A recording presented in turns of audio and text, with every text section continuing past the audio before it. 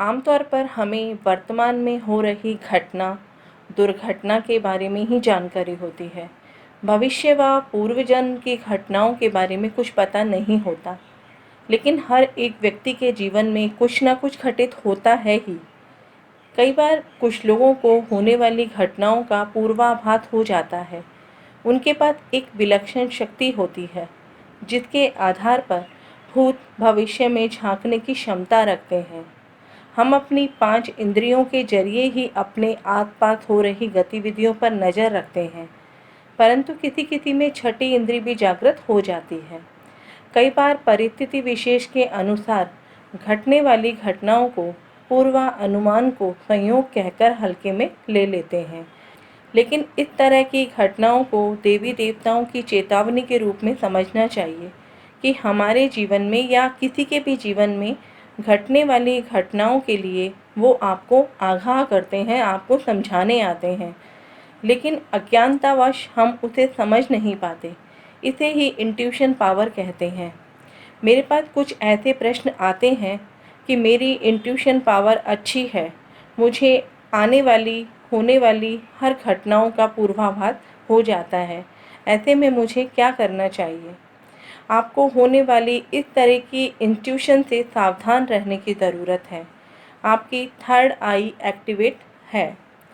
यह सभी संकेत आपके पूर्व जन्म के कर्म को भी इंडिकेट करते हैं कि पूर्व जन्म में आपने अपनी साधना से वो शक्ति हासिल कर रखी है। आपने अपनी मेहनत से वो शक्ति पहले से ही अर्जित कर रखी है, तो आपको इन सब से सावधान रहने की ज़रूरत है, क्योंकि ये जो संकेत होते हैं उनमें कुछ पॉजिटिव और कुछ नेगेटिव चीज़ें भी हो सकती हैं। तो उस शक्ति का, उस पूर्वाभास का आपको सदुपयोग करने की ज़रूरत है, क्योंकि ये शक्ति आम इंसान के पास नहीं होती। इसे परमात्मा का ब्लेसिंग भी समझना चाहिए। परमात्मा कुछ विद्याओं को गुप्त रखने का भी इशारा करता है, क्योंकि भविष्य में झांकना हर एक आम व्यक्ति के बस में नहीं होता। इसलिए परमात्मा के साथ विश्वास बनाए रखना जरूरी है।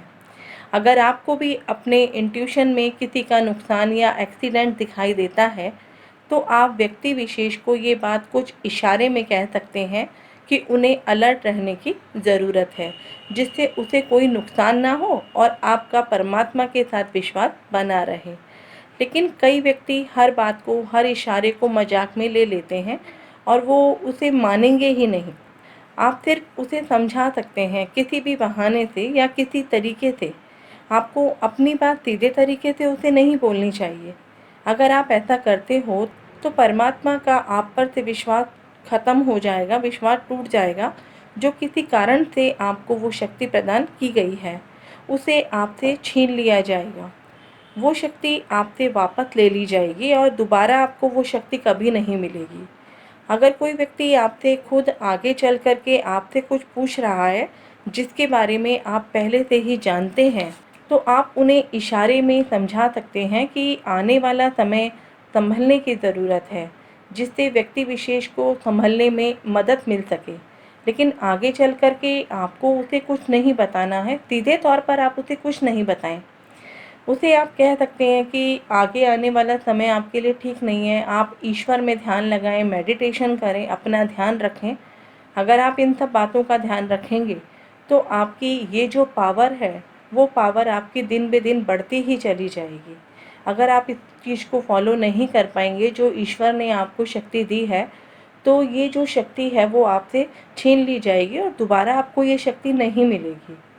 अगर आपको भी पूर्वाभास होता है भविष्य में होने वाली घटना, दुर्घटना का, तो आपको बहुत संभल कर चलना चाहिए, जिससे आप समाज के कल्याण में अपना योगदान दे सकें, अपनी शक्ति का सदुपयोग कर सकें।